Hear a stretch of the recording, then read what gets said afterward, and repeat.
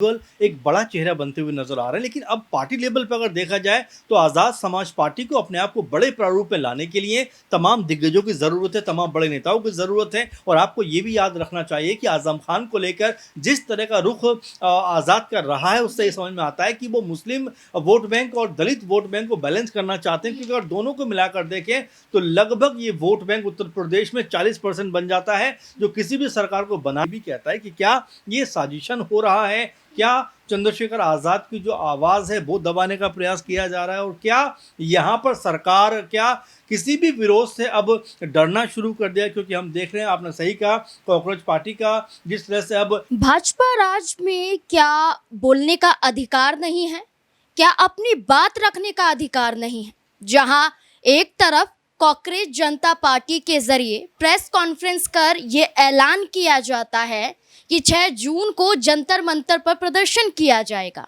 शिक्षा मंत्री धर्मेंद्र प्रधान का इस्तीफा मांगा जाएगा, पेपर लीक मामले में सरकार का रवैया ढीला है। एक तरफ जहां सीजेपी पार्टी के जरिए बड़ा ऐलान सरकार के खिलाफ किया जाता है, तो वहीं उत्तर प्रदेश में भी विधानसभा चुनाव से पहले एक बड़ा कदम आजाद समाज पार्टी के मुखिया चंद्रशेखर आजाद रावण के जरिए उठाया जाता है। लेकिन कदम उठाने से पहले ही भाजपा सरकार द्वारा एक रोक लगाई जाती है, जिसके बाद बड़ा हंगामा उत्तर प्रदेश में देखने को मिलता है। दरअसल आपको बता दें कि आज सत्ता परिवर्तन यात्रा पर निकलने वाले थे चंद्रशेखर आजाद, लेकिन यात्रा शुरू करने से पहले ही उन्हें हाउस अरेस्ट कर लिया जाता है।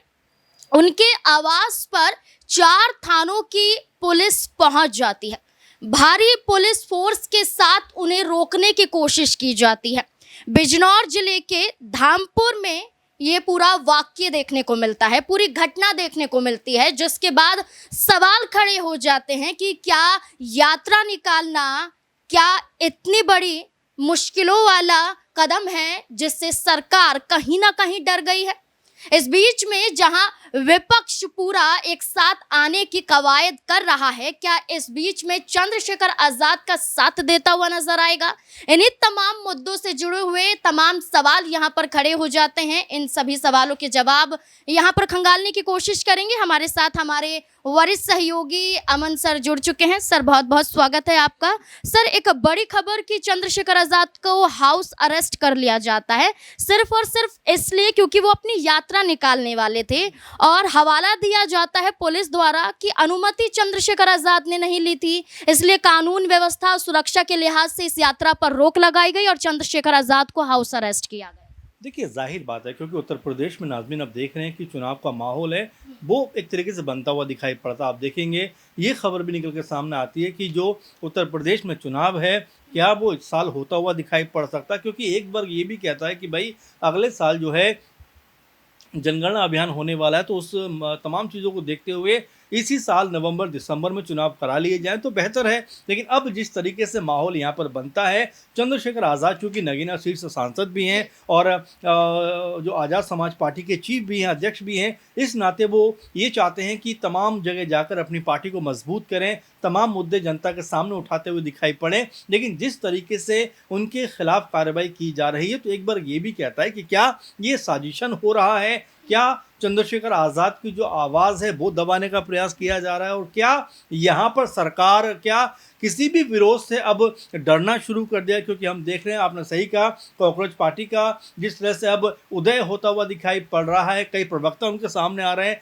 तमाम तरह की बयानबाजी हो रही है, और ये भी कहा जा रहा है कि 6 जून को कोई एक बड़ा आंदोलन हो सकता है, क्योंकि जो दीपक हैं वो भारत आते हुए नजर आ सकते हैं। तो ऐसे में कई तरह के समीकरण बन रहे हैं कि क्या सरकार के खिलाफ एक माहौल तैयार होता हुआ दिखाई पड़ता है। क्योंकि अगर हम देखें कि उत्तर प्रदेश समेत तमाम 4-5 राज्यों में चुनाव हैं, और यहाँ पर जिस तरह से उत्तर प्रदेश की ही अगर हम बात करें तो आज़ाद लगातार जिस तरह से अपना माहौल मजबूत करते हुए दिखाई पड़ रहे हैं। क्योंकि 2 दिन पहले उन्होंने कहा है कि हमें बहन जी मायावती जी से कोई दिक्कत नहीं है, मुझे अगर वो बुरा भला भी कह लेंगी तो मुझे फ़र्क नहीं पड़ता, वो मेरे लिए हमेशा से आदरणीय है। अच्छा, मायावती राजनीति पर अगर हम बाद में जाएं, लेकिन उससे पहले हम ये देखें कि चंद्रशेखर आज़ाद ने जब जब दलितों के मुद्दे उठाए हैं, जब जब पिछड़ों के मुद्दे उठाए हैं, तब तब चंद्रशेखर आज़ाद को रोकने की कोशिश की जाती है। यूपी में दलित वोट बैंक बहुत अहम माना जाता है।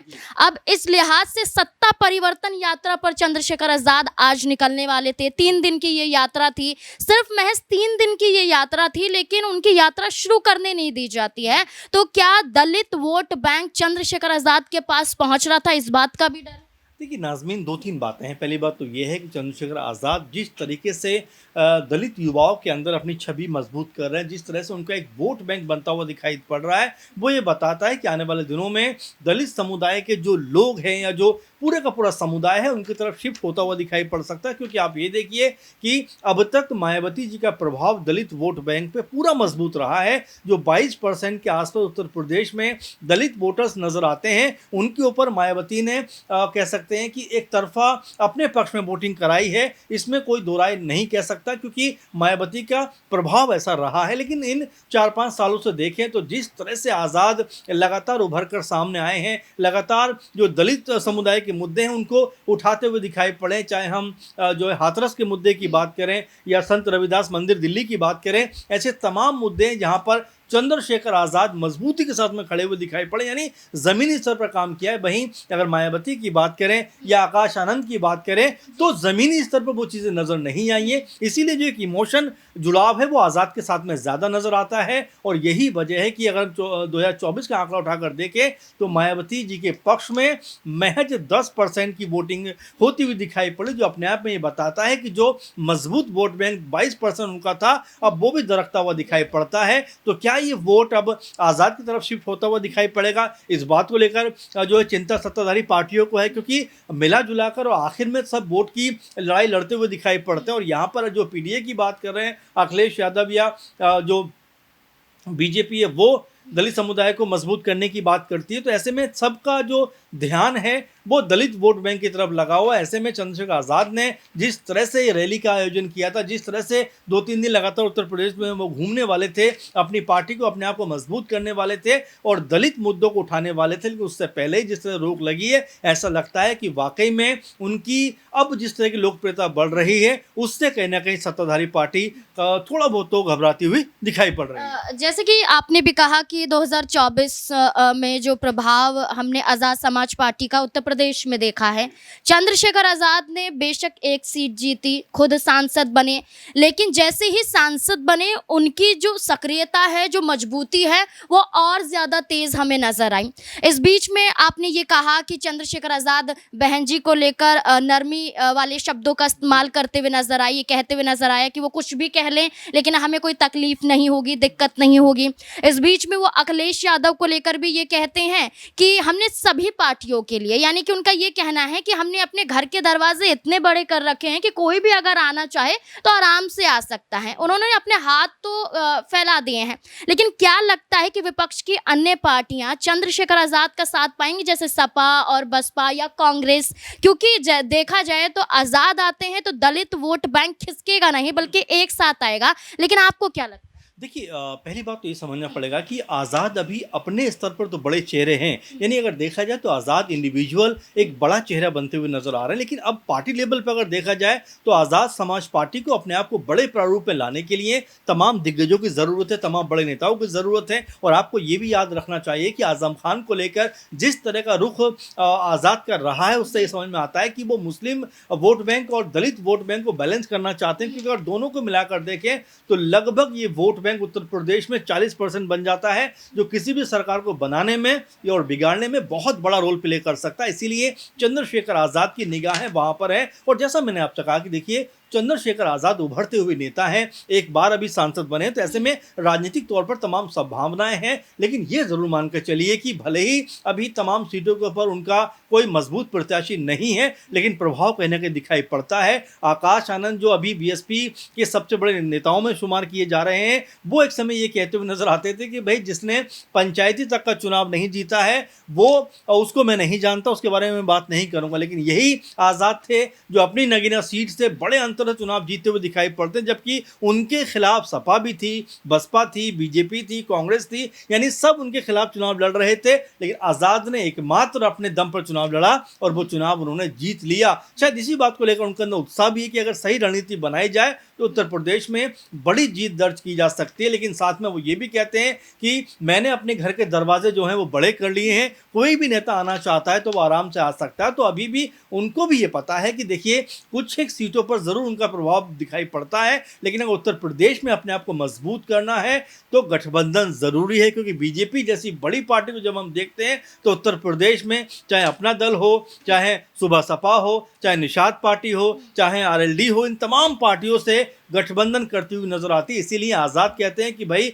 गठबंधन के हमने सारे विकल्प खोल रखे हैं, अब आने वाले दिनों में देखना होगा कि आज़ाद किसके साथ गठबंधन करते हुए दिखाई पड़ते हैं और अब उनकी जो राजनीति है वो किस तरफ जाती हुई नजर आती है। बिल्कुल, यूपी विधानसभा चुनाव में पूरी तरह से एक साल भी नहीं बल्कि उससे भी कम समय बाकी है। इस बीच में चंद्रशेखर आज़ाद अपनी एक मुहिम के साथ सड़कों पर निकलने वाले थे, लेकिन इस यात्रा के शुरू होने से पहले ही इस पर रोक लगा दी जाती है। आप समझ सकते हैं 4 थानों की पुलिस वहां पर पहुंच जाती है, उनके आवास पर पहुंच जाती है, उन्हें रोकने की कोशिश की जाती है, भारी पुलिस फोर्स का इस्तेमाल किया जाता है। इससे अंदाजा लगाया जा सकता है कि चंद्रशेखर आज़ाद की ताकत उत्तर प्रदेश में कितनी है। अब चंद्रशेखर आज़ाद को लेकर आप ऐसे भी समझ सकते हैं कि ये सिर्फ उत्तर प्रदेश तक सीमित नहीं रहते हैं।